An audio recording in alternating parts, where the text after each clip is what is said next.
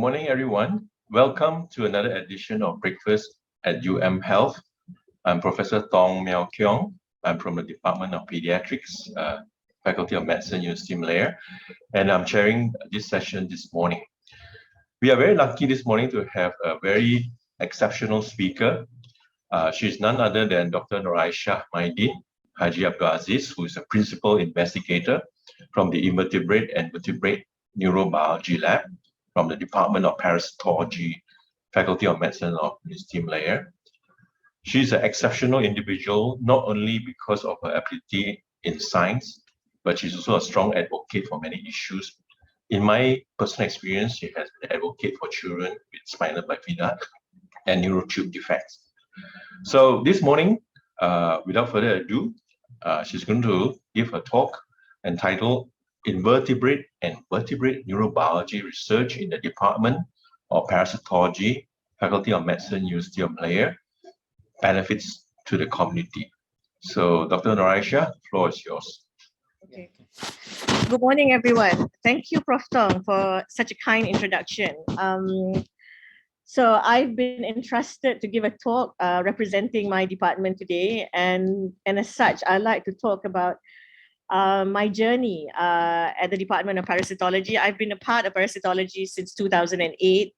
My PhD is quite unique. I did my PhD in developmental neurobiology at University College London some time back already. I also have a master's in molecular entomology. So I was very honored actually when Professor Rohela Mahmood offered me space in her lab. And that was very important for someone like myself because I was very clear when I returned from England that I wanted to do research. It is part and parcel of who I am, and I feel that research truly does pave the way to not just good science, but the good science will then lay the foundation to help patients. And that is what I am most passionate about. So for this first slide, I would like to pay homage to my good friend, the late Mr. Mir John Jai Jeffrey. Mr. John, as he is popularly known, is a very well-known entomologist. He pretty much knows all the species of mosquitoes in Malaysia. John was an excellent member in the sense that he kept my vision, he kept my passion going, and he was a very kind collaborator and friend, and also someone who builds the lab together with me and with all my students. And if anyone in Faculty of Medicine especially were to see me whizzing about at the faculty, I'm always with my entourage. I'm never not without my students. So I do have to pay homage, not just to Mr. John, but to all my students past and present. So this talk is for you really, for the beautiful and most unforgettable moments at Department of Parasitology. I put this slide up sometime back because I gave a similar talk at my department journal club. So the reason why I had put up in the initial poster this particular embryo, and so this is an invertebrate embryo, this is a spider embryo, and this is one of a mouse embryo, all right? So it is very important for me to promote and to also show the importance of both the different types of organisms in developmental neurobiology. And so I hope this talk will give a little bit of understanding of the massive amount of work that's being done in my lab. All right, so I am extremely passionate about central nervous system malformations. And so I have been very lucky over the years, not just to have a very supportive department to work in the Department of Parasitology, supportive students, but I'm also backed by many, many outstanding clinicians. And I can honestly say that I can't do the kind of work that I'm doing and contribute to the community by using good science without the, truly in University of Malaya, Professor M.K. Thong and Professor Dharmendra Ganesan in particular have been completely outstanding in their support and in their passion and in pretty much everything that I do, really. So kudos to Prof. Thong and Prof. Dharmendra for always being there, not just for the patients, but helping me move the science along so that we can benefit all those whom we are entrusted. We are penjawat awam, so to speak, and so we must contribute to society. I would also like to point out here that we also get a lot of support from the Ministry of Health, largely from Mr. Azmi Alias, who heads the neurosurgery team in Hospital Tunku Aziza, the Hospital Wanita dan Kanak-Kanak of HKL. We are also backed a lot by Professor Azizi Abu Bakar, who is the head of neurosurgery of University Kebangsaan Malaysia. So this was just a picture that was taken not too long ago because we wanted to advocate and highlight the importance and the burden of spina bifida and neural tube defects at large in Malaysia. Yeah. But at the same time, I also, I do a lot of fun things. This was many years back at the first Asian Society for Arachnology. And this is where I am with my spider group, really. There have been so many adventures with my lab, with my people. And I am very proud to tell you today, to talk to you today about how both this work, both Invertebrate using the spider model and using the Vertebrate using mouse models have led us to a better understanding of both dorsal closure as well as neural tube closure and how these two things play a part. And I hope my subsequent lectures will be able to highlight further where, science really is the bridge between so many things. Yeah. Okay. So because I am from the Department of Parasitology, I feel that I must begin with the invertebrate model. Yeah.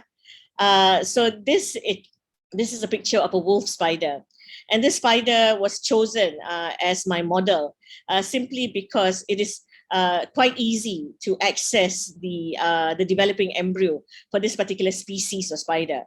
All right, so the wolf spider, the lycocyte here that you can see, she is beautiful. She is beautiful because she carries her babies on her back, but also it is quite easy to access the egg sac, which is usually attached to her posterior end. And so when we started this this project a long time back, I think among the first batch of my undergraduate students who subsequently did her master's, Miss Mustaqiza Muslimin, I must pay homage to her as well. She was very keen to do something different from the mouse. And so she suggested the spider because it is so poorly studied actually in Malaysia. We are a tropical country. We have so many diverse species, yet there are many things that we don't know about what we have even in our back gardens. And so when I first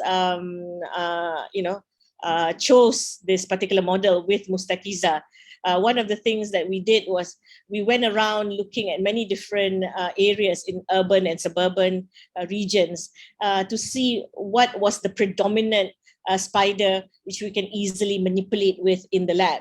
And so I was very pleased that Azza, Mustaqiza's name for short is Azza, she really went to it like a fish in water.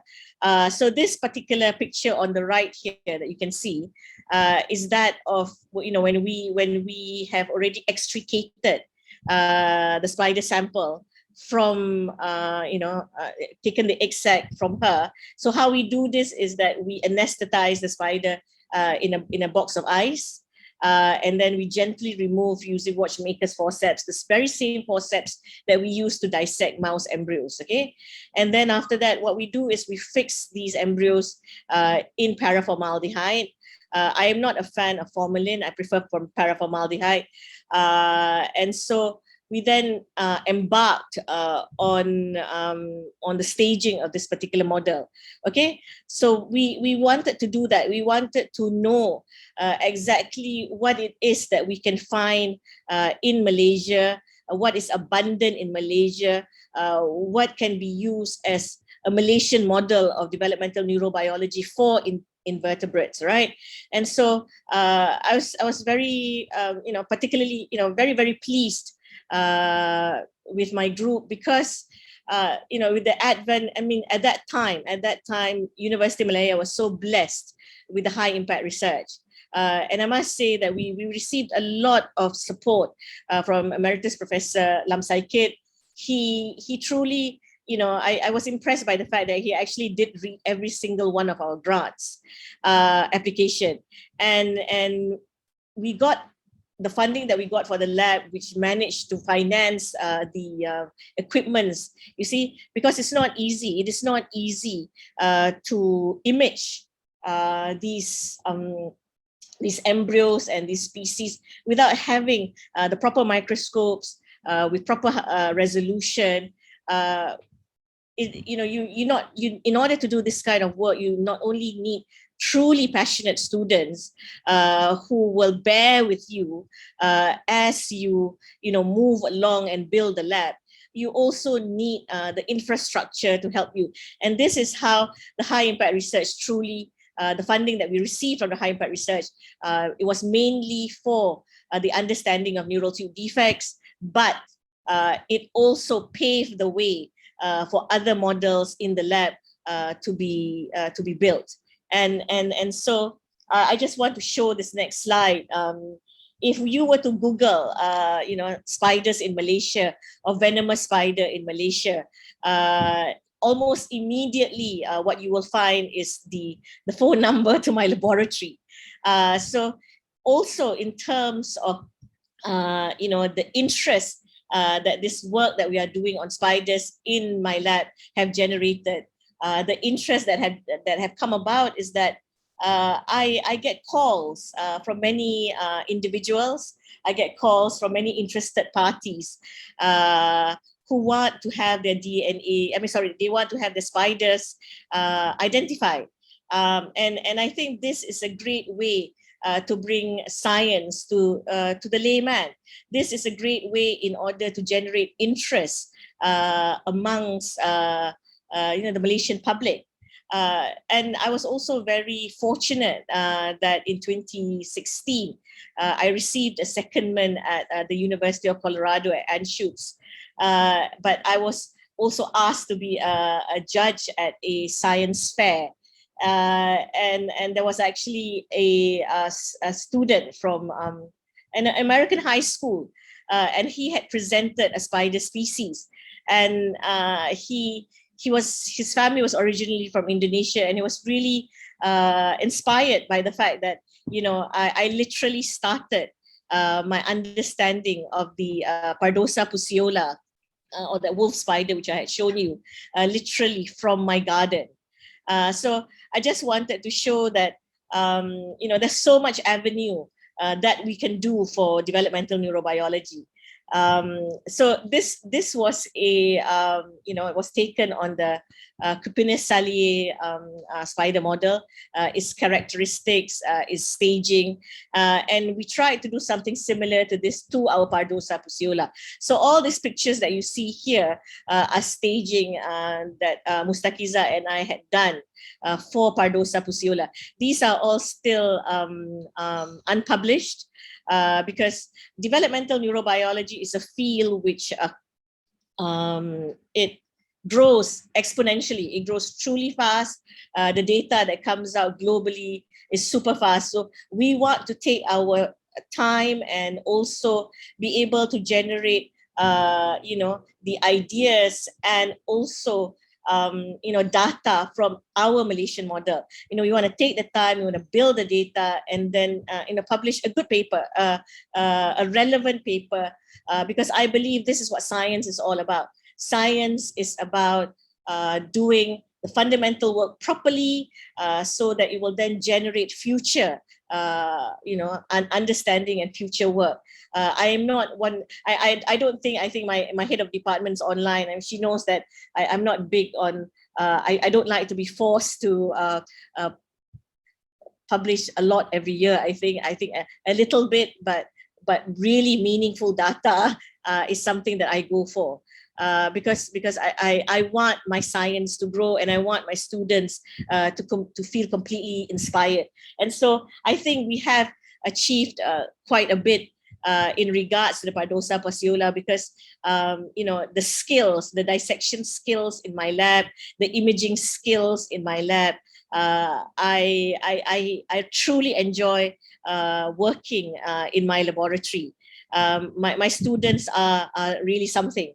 And so we apart from the Cupinia sali that we use as a marker or as a comparison to the local Malaysian spiders, we also use Acarania tepidororium, because these two spiders actually have the most information out there in terms of developmental neurobiology.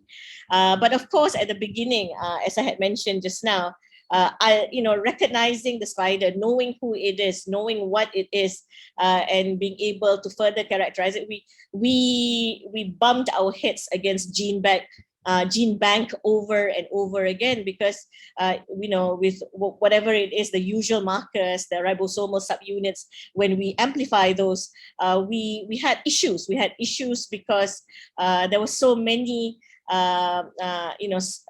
spiders from other parts of the world, and we needed to be able to use whatever DNA information that we have, as well as morphological identification. We had to couple those two things together in order to reach a proper ID.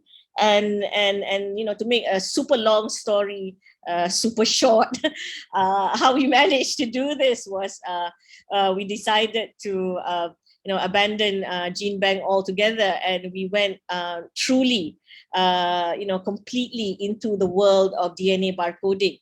And the world of DNA barcoding was made possible because of my collaboration with Dr. John James Wilson. He was an extremely valuable supporter, collaborator, friend, good person to sit in the jungle with.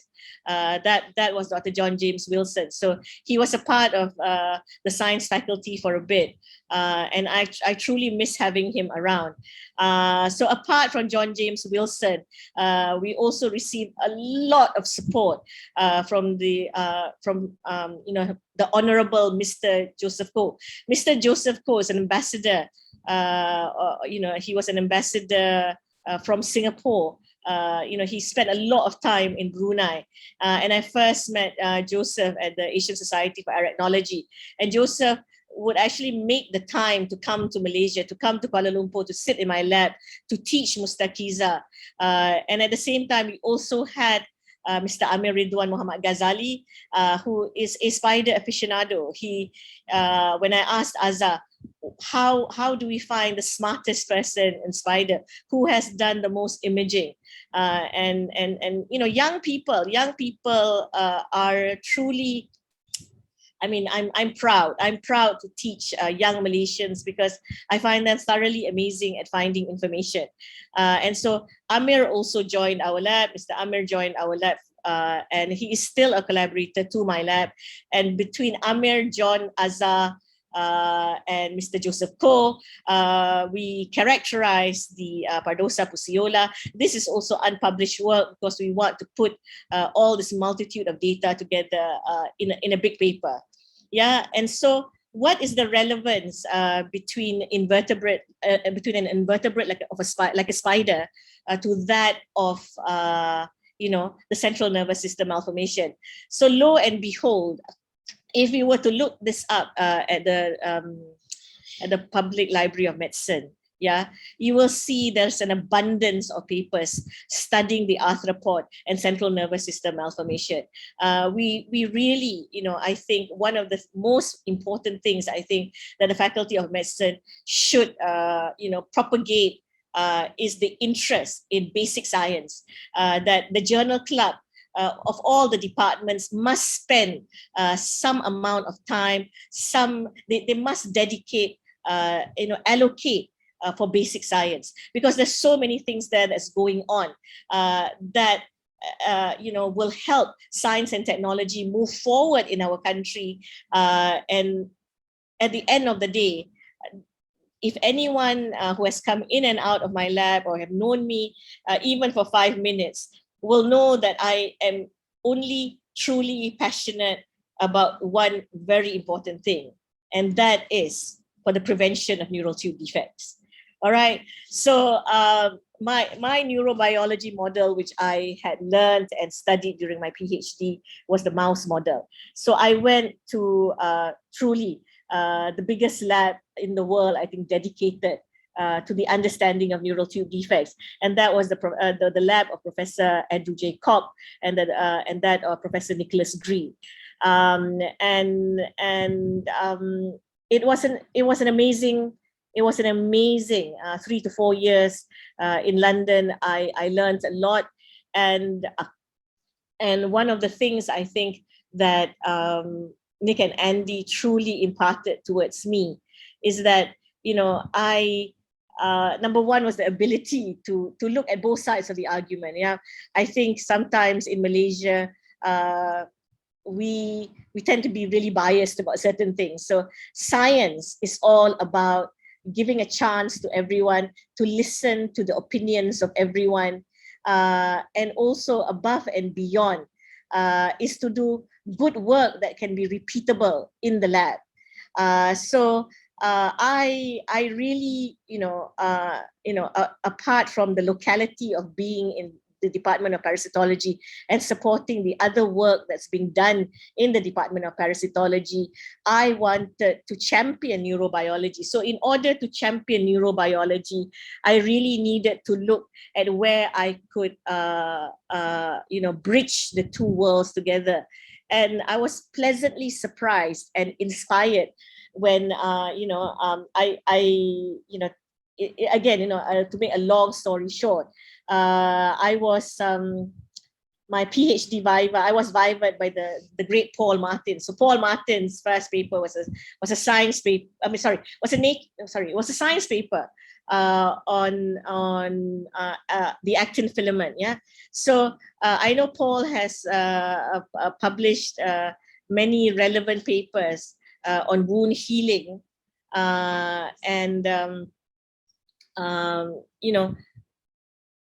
looking at how the neural tube closes, looking at how we undergo closure of the spinal neural tube. In particular, there are many morphogenetic processes. Yes, but one of the things is the very end bit of the neural tube as it's about to close. Sometimes it fails because this one little hole finds it difficult to come together.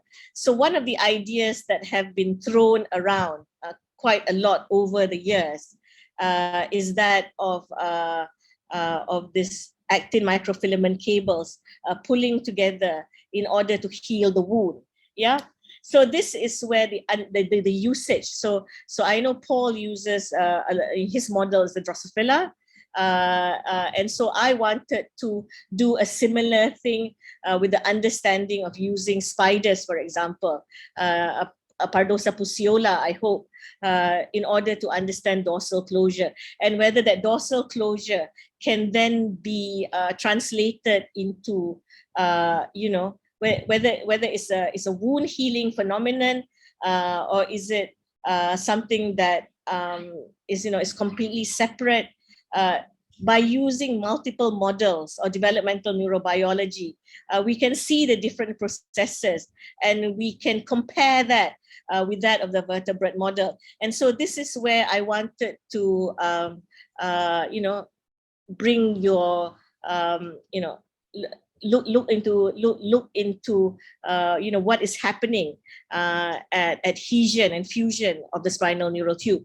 So I had discussed this with Professor Dharmendra Ganesan just yesterday, and we were looking at these figures, the schematic figures, and I was telling him that the leading edge of neural tube closure truly is the surface ectoderm, or the non-neural ectoderm, which is the presumptive skin.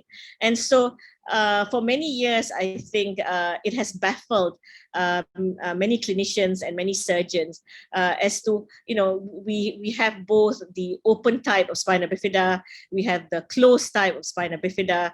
Some people call them spinal dystrophism. There's so many names. All we know really is that one is the open and one is the closed. And so I told Prof. Dharmendra yesterday that the thing that bridges them together really is the fact that the presumptive skin is the one holding on to the neural tissue. So the yellow bits here are the neural ectoderm, and this is the bit that's holding off. The presumptive skin is holding on to the neural ectoderm. So why is it that in certain cases, that in open spina bifida, the skin closes on top, but at the bottom the neural tissue doesn't close, and in the open version, the skin does not meet together, and so you have exposed central nervous system malformation. So you see, there are things that you can do. There's many different types of models of developmental neurobiology. There is, some people use the fish, Daniel Rerio, some people use the chick, Gallus gallus, some people use the frog, Xenopus laevis, and there are some people like Paul Martin who uses the Drosophila, for example. It's really to study this morphogenetic process, this morpho of what is pulling, of what is tugging, of how it's rolling. And so the idea is that if you open your mind and you look at all the various different types of models, you can find, you can get ideas that you never thought was possible and relevant to a vertebrate model. So with that, I want to show you some pictures that we have generated in my lab. This is of the again of the spider embryo, and here we are using an antibody, a vertebrate antibody, really. So the T-cadherin antibody, also more popularly known as tail cadherin, was used in this spider embryos. So these are whole mount in situ hybridization. So this looks at the mRNA transcripts, and we were able to show that the T-cadherin in the invertebrate is expressed in the presumptive leg. So this was highly interesting. It's a very clear pattern of expression. You see it inside the antisense. And you don't see it inside the control embryos. So we know that specifically, for some reason, T-cadherin is expressed specifically in the Pardosa pusciola presumptive leg. When we compare that with the mouse, we find that T-cadherin is expressed in the tail, as its name suggests. But also, looking at the neural tube per se, it really is very interesting because these are different developmental time points. Just to show you, this very, very clean in situ hybridization, you can actually see that all along the closed neural tube, that there is this very distinct expression of T-cadherin.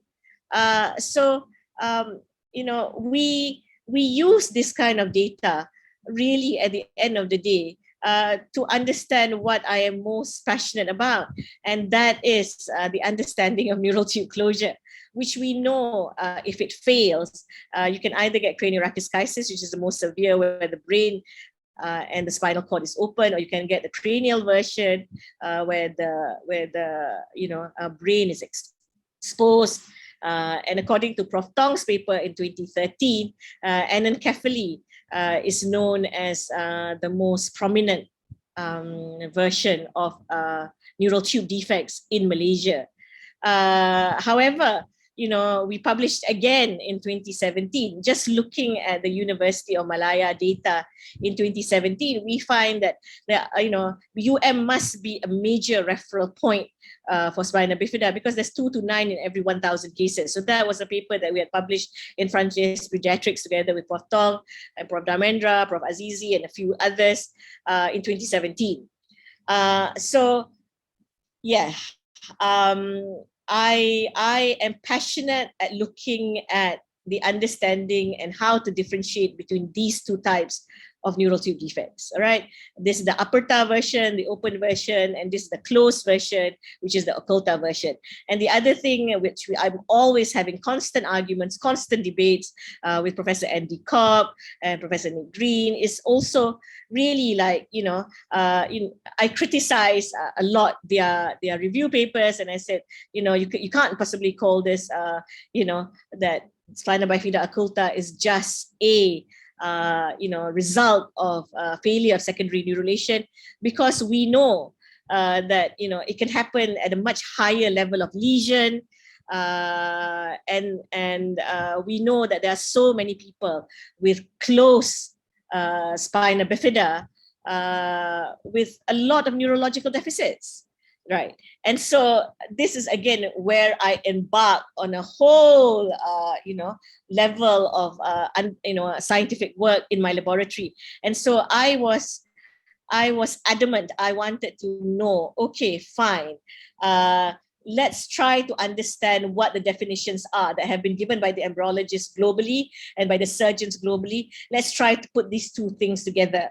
All right. So, in many review papers, it's mentioned that, the final closure of a posterior neuropore or primary neurulation occurs at the second sacral segment.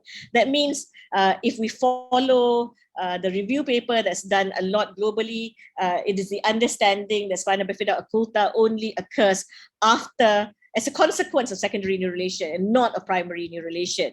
So lo and behold, when Noraishah Mydin came back from England, the first thing, I write grants for everyone. I'm a bit, I don't really care really. I write grants for everyone. I just want the money. I just want to do the lab work. And we were successful. We were successful at building the first spina bifida occulta model in the laboratory, a mouse model with skin covering not just the cranial region, but also the spinal region. And we published this. We published this again, I think in 2017. It was Abdullah et al. Also in Frontiers in Cell and Developmental Biology. I'm very proud of the work because, this is a Malaysian work. And I think that paper carried only 4 authors, all Malaysian. My 2 students, my collaborator at MIP, Associate Professor Azlina Ahmad Anwar, and myself. And I am proud, I am proud because we did all this in Malaysia 100%. And the work is alive. The work is alive because it's been carried through now by my students in the laboratory. It's given rise to so many other projects. And just looking at the FA receptor mRNA hybridization pattern, I just wanted to show you. This is the FA2. You can see this dot here. You see this dot at the point of adhesion. And this is the FA4 mouse. You can't really see the dot, but if you section it, you will be able to see a smidgen of the expression where it's about to close. So if you remove an allele, one allele of the A2 receptor tyrosine kinase FA2 and one allele of the FA4 receptor tyrosine kinase, and in one mouse, what you will get is a spina bifida occulta model arising from primary neurulation, not secondary neurulation, because FA2 is expressed during primary neurulation, as well as FA4 is expressed during primary neurulation. There is so much more work that needs to be done. I need to understand the ligands. There's a multitude of ligands that can bind to the FA receptors. The ephrin, both ephrin A's and ephrin B's can bind. to FA4, for example. FA2 only binds to the FNAs. So, you know, a lot of scientific work, awesome scientific work. And I just wanted to show again, you know, why this is so relevant to medicine is because, okay, in this case, you know, we have this mouse with this, you know, rather hindbrain, you know, covered occulta type exencephaly. Well, I call it exencephaly because when you section it, the two sides of the neural tube, it doesn't come together. It's not forming a complete tube. Yet at the same time, by using a specific antibody, in this case the P63, you can see there is the presumptive skin there. So it's confirmed that you do get skin in the K14 antibody. Again, you can see this red color here, which shows that the skin is there. So this is what I love about being in the lab. You know, this is another embryo, a rather odd looking fella. But again, you know, you can see the skin is there. The skin is perfect in this H&E stain section. But underlying, the neural tube does not close. It does not merge together to form a complete tube. Yeah. Okay. This is another one. You know, a closed version of an occulta type exencephaly. And I just thought that all this, oh my God, was, you know, was truly interesting. I mean, if any of you have any time, on Saturday, I'm actually giving a talk about the Malaysian woman's womb to a science club. You know, it's meant for lay people. Prof. Dharmendra and I, as well as Prof. Thong, had published a paper on how the trimethoprim exposure, because it's a folate antagonist, can cause you know, cranial meningocele. So I just looked at all at, you know, some of the images in the mouse, and then I look at the MRI of, you know, of a child that Prof. Dharmendra had rescued, had closed her, you know, because she had a huge cyst. You know, he diagnosed the child as having cranial meningocele. We published that in BMC Research Notes.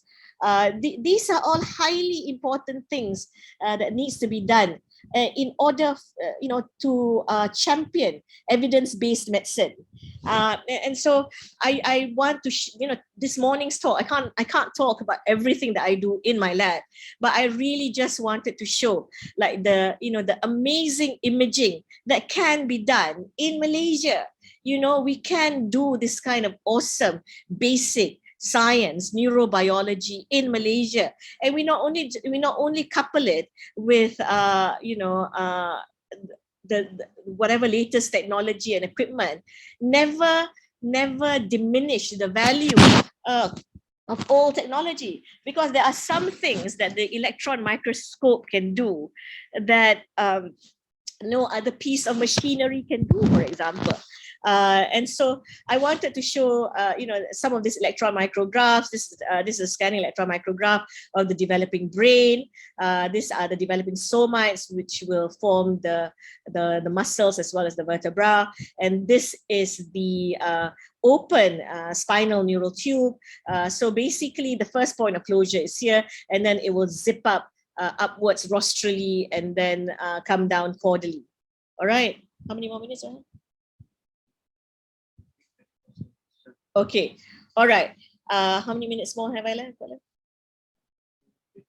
Okay, so I have another 20 minutes. I'm not going to jabber on so much because the subsequent slides after this truly are pictures of what my team have done for Malaysia. But the science bit of it, I think this slide and the next slide is the last one. I want to underline again, you know, the massive amount of work that we can do if more emphasis is given on basic biology. Yeah. So the neural tube is still, there's a long way to go. There's more understanding that needs to be done. This particular figure here is not mine, the one on top and the one at the bottom. So I just wanted to point these two out. You know why? Because this was an electron micrograph that was done in 1975, in the year that I was born. So I'm that old, yeah. Okay, so you can see that this protrusion is coming out of the right side. And, lo and behold, many years later, I saw the three-dimensional image coming out from my own electron micrograph. So these are moments in science that's outstanding. I wouldn't trade it for anything in the world. I wouldn't trade it for all the money in the world just to be able to see how the spinal neural tube develops. Is what keeps me going. And imaging, God, I love imaging. And I wanted to point this out. This is a paper done by Kristin Prigaki. Her supervisor was Lee Niswanda. I did my sabbatical for a bit in their lab, and they were using a live model, and they showed how, again, protrusions were coming out at the point of closure. And so if I can do in this resolution, of using electron microscopy, but in a live embryo, because when you use electron microscopy, these are vacuum samples, so they're obviously dead. But if we can use a live sample to image and look at how the neural tube really closes, that would be, I think, I can die and go to heaven happy. Honestly, that would be the ultimate thing, I think, for me. And so, what next in my lab? We also want to look at tight junctions. There's many different ways that we can do this. We can use laser capture microdissection. I mean, well, that's the plan. Can we isolate this piece of tissue? Isolate the RNA specifically from this piece of tissue? FYI, just to let you know, in order for me to be able to capture this image as the neural tube is about to close, and you can see that the left side is more dominant than the right side. Again, I cannot tell you how imaging has affected my life, because I remember when I was a PhD student, I banged on the possibility that neural tube closure was an asymmetrical process. And lo and behold, UCL has now published a paper that I think hindbrain closure is an asymmetrical event. Woohoo! So I saw that even way back then when I was a student. Okay, so that's me this is how I get my students to do their work, and all the slides subsequent to this, these are all pictures. My students know me as a very fussy, very noisy, very demanding person, but I think we all truly appreciate each other. Yeah, I have wonderful kids around me, wonderful students. And so just to show you a little bit of technology, because I know Dr. Shams loves technology. This is a collaboration that I'm doing with a space lab in USM, where we want to produce cheap wheelchairs. We're using Internet of Things. And I don't know, I do have a video, but it's not going to run. Never mind. Anyone who wants to see the video, I can send it to you, just to show you that, I actually moved this light wheelchair using my phone. I wasn't holding any controls or anything of that sort. And then in comparison to the motorized wheelchair that we buy, that's an imported product, for example, that costs between 10 and 15,000, whereas this transfer chair that I meet my friends in the space lab only costs less than 2,500. So, again, to demonstrate, the 10 million things that we can do in Malaysia. Yeah. Yeah, I'm not going to play it. Okay, Yeah, seriously, I'm moving without the controls, right? So this next slide shows my wonderful students in the laboratory. That's Mr. Nishal Jit Singh Khalsa, and that's Miss Siti Wahida Muhammad Zain at Zain, future Dr. Siti Wahida, very soon, I hope, dissecting in the lab. They're looking at the mouse embryo. I do not want to be biased against my different models. I just wanted to show you, this is some of the amazing pictures that we have obtained using the spider embryo, spiderling. FYI, I also wanted to show this because I think it's very important. I get immense support from the Animal Biosafety Lab of University Kebangsaan Malaysia. It is the only ABSL2 in the country which is wheelchair friendly, and so here I am with my transgenic mice, with the people in the UKM ABSL2. That's me jabbering on, talking before the going into the facility. And that's me. This is a gamma irradiated pink wheelchair, which I have left in the UKM ABSL2.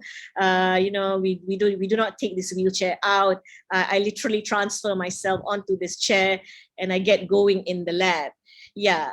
So I'm gonna finish this talk by showing you pictures of Malaysian neural tube defects. So my lab is also, you know, it plays host. We look after the spina bifida patients of Malaysia. You know, these are all my children. That's Mr. Azmi at the behind my mother here. I think I've been doing this. I think I don't know, many years, definitely more than 5 years. I don't remember actually how long, but yes, you know, we are not an NGO. You know, we are a support group. Malaysian Neural Tube Defects is a support group, and I am supported by very talented people. You know, we recently got funding from the International Brain Research Organization to raise awareness for brain research. And so they funded our Malaysian Neural Tube Defects event, which was held on the 7th and the 8th of August. And I wanted to give due respect and due recognition to Professor Dharmendra Ganesan, being the leading neurosurgeon of PPUM and UMSC, to be the first speaker. Unfortunately, there were so many people online that the system crashed. And again, this is why I'm giving my talk this morning in my mother's room at home, because I have better Wi-Fi at home, you know, so it was safer to have this talk from using my house Wi-Fi. Again, we had to divert all the talks, you know, from my student's screen who was dispatched to my home as backup. And I'm glad we did that, well, because the rest of us were at Gemerlang and we were trying to handle a hybrid event together.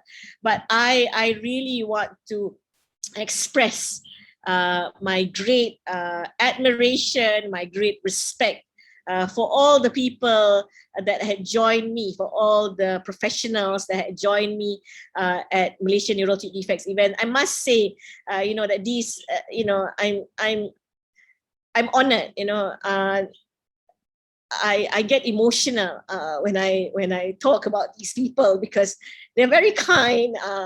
They spend so much time with me. They have spend so much time with my patients and my spina bifida children. You know, these kids, yeah, they mean the world to me. This is Nur Hafiza Hamizan. She's my president. She's the president of Malaysian Neural Tube Defects. She's in her 20s. You know, I take it upon myself to bring my kids to meet the best of the best clinicians and surgeons, and of course, without the scientists, both social science, you know, the law, you know, whether it's, you know, the law faculties or as well as the arts faculties, as well as the, you know, in the sciences, the engineering faculty, without all my collaborators, you know, we cannot do the kind of work that we are doing. And what I really want to do is use basic science to generate data, and so that the policies in Malaysia will be data-driven policies. You know, we need more people like Prof. Dharmendra, like Professor M.K. Thong to steer the way, you know. And I'm also very honored that I am supported by the Department of Parasitology, the kind of collaboration that I get from Professor Siti Nursheena for my arthropod work. You know, I just love working with passionate people, love working with people who put others before them. And that is what I think science in Malaysia should be, putting the rakyat before ourselves, yeah. And so I end my talk today. I hope you have enjoyed it. Please feel free to contact me, or you can ask the questions now. Thank you.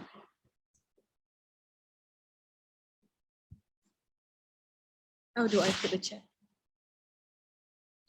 I want to see the chat. I want to see it. And the thing, or so that we can talk. Okay, how do I go to the chat? Oh, okay. All right. Okay, great. Yeah. That was Yeah. fantastic, Aisha. That was really truly inspirational, and definitely ranging from the wolf spider, Pardosa pasiola. Pusiola. Huh? Pardosa pusiola. Very sexy Correct, name. Pardosa pasiola to our neural tube defects. That was just amazing.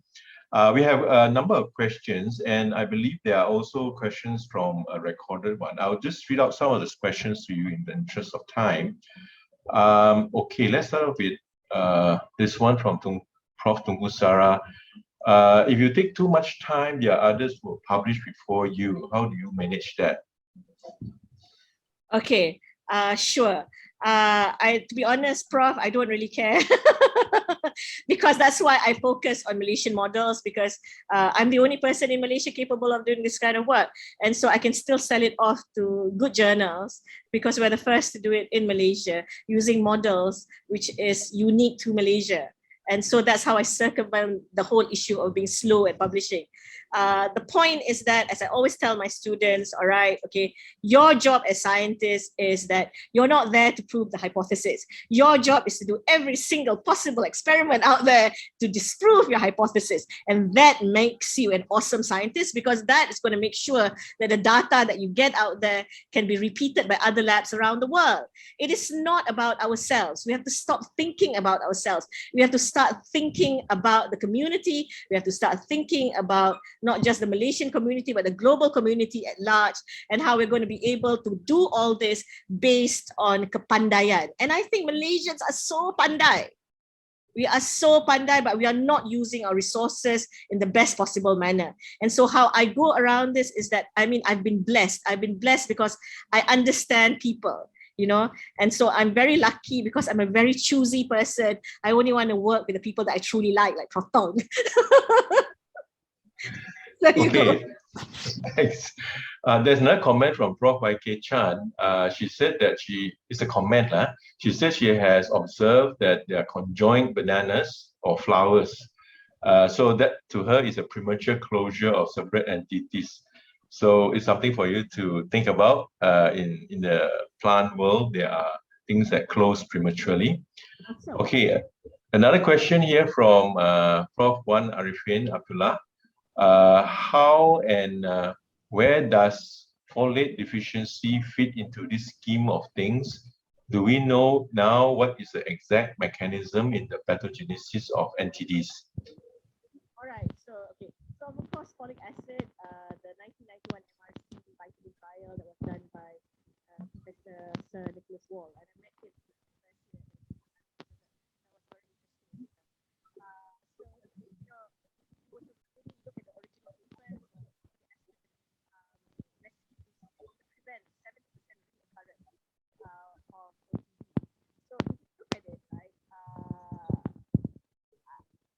It's amazing that Nicholas Wall was able to do this, to garner that cohort and to show that, say for example, if a mother had a termination of pregnancy by NTD, and then after that she took folic acid for the subsequent pregnancy, she was able to rescue that thing. All right.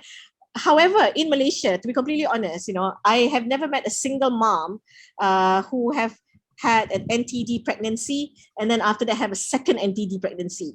That we have not seen at all. And I talked to hundreds of people, and there really isn't. What we do have in Malaysia, and I've discussed this at length with Prof. Thong in the past and many others, is that we do have anecdotal data whereby the grandmother will say that, the uncle or the auntie tidak ada tempurung kepala.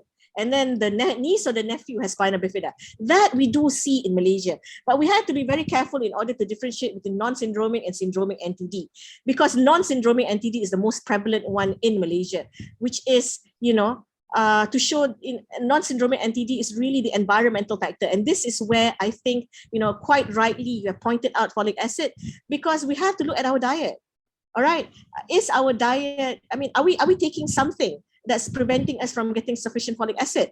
So again, the paper that I had pointed out that Prof. Dharmendra, Prof. Thong, and myself and others had published in BMC Research Notes, we showed that a mother who was exposed to an antibiotic, she was given trimethoprim for 4 months, and she's a married woman. If you want to hear my talk to the science club this weekend, you're most welcome to. At length I will be talking about what goes into the mouth, what doesn't go into the mouth, etc., kind of thing, and what we need to be careful. But folic acid in the mouse have been shown to help with growth and development, but not for neural tube closure per se. So it really is, that's the avenue for understanding is a lot. But again, without the commitment and funding for basic research, we're not going to get anywhere. And we really have to remember that what orang Malaysia makan berbeza dengan orang lain kat dunia lain. So we have to do the work in Malaysia. We have to do the work in Malaysia on Malaysians. We have to understand our people. Prof. Thong, sorry, there's 2 more minutes left. I wonder whether we can play the questions from Siti Nursheena. Prof. Siti. Yeah. Good morning, Dr. Noraishah. That was a wonderful talk, and I'm very pleased that you chose me as your second moderator this morning. For those who don't know, Dr. Noraishah and I worked extensively on arthropods in the past, and I'm very pleased that she's continued to work and spearhead studies on vertebrates and invertebrates in neurobiology in Malaysia. So for this morning, I have 3 questions for her. The first one is, what was your inspiration to using the spider as a developmental neurobiology model? Followed by, how important do you think tacarin is as an evolutionary marker? And my final question is, how do you respond to so many Malaysians wanting to get spider sample DNA barcoded? Thank you very much. All right, thanks, Prof. Thong. So Dr. Siti Nursheena, Professor Siti Nursheena wasn't being able to be around, so I thought, I just try to quickly answer. I think I'm just going to answer the most important one. T. cadirin, tail cadirin. Okay, so this is an adhesion molecule. I was obsessed about it, I think, since I was an undergraduate. Since I was doing my PhD, because T. cadirin is also a GPI anchored molecule. Okay, T. cadirin is a GPI anchored molecule similar to the ephrin A's. And during my PhD, I had removed GPI anchored molecules from the cell surface of the developing mouse embryo. And we saw that specifically, it's not that the neural tube does not develop. The neural tube can do everything except the last part. It cannot stick together. You see? So again, I wanted to underline the usage of this multitude of different models in order to have a better understanding of what is going on. For some basic questions, if we do not continuously inspire ourselves to understand our natural world, we are putting ourselves at a disadvantage. Okay, I think that's all, Prof. Any more questions? I think we're trying to talk short now. Time is almost catching up, but just 2 comments. You have 2 messages. One from Prof. Zaliha Omar, who congratulated you on your amazing work. She hopes that you'll be continually funded for your work, for your passion. And secondly, from your head of department, Prof. Lau Yiling, who said, very proud of your achievement. This is the closing of the neural tube is a complex event and can be influenced by genes and environment. Prof. Thong, can I just say one last thing? Because go ahead. This is a event. This is a Faculty of Medicine event. Okay, I wanna give my kudos and my appreciation to Jabatan Parasitology. I think everyone needs to remember that Jabatan Parasitology, by its history, under Prof. Rohela Mahmud, it is the most embracing department. I mean, before myself, there was another professor, Professor Init Itoy. Okay, Prof. Init also have issues in regards to mobility. And this is where I think Jabatan Parasitology have gone up, above and beyond for academic members with kelainan upaya. And that I think must be highlighted. And so I thank all the lovely people, especially Prof. Zaliha and Prof. Lau, you guys understand me. Prof. Thong too. I think people need to understand me in order to work with me. Thank you for the opportunity to speak this morning. Okay, with that note, thank you, Dr. Noraishah. I think that was an exceptional talk this morning, very unique on neurobiology. We hope that all of you had enjoyed this talk. And if you do have any questions, just drop us a line. And I'm sure Dr. Noraishah will be happy to answer them on your own time by email. So thank you very much once again. And with that, we will end this breakfast at UMHealth today. Thank you. Thank you. Bye. Bye.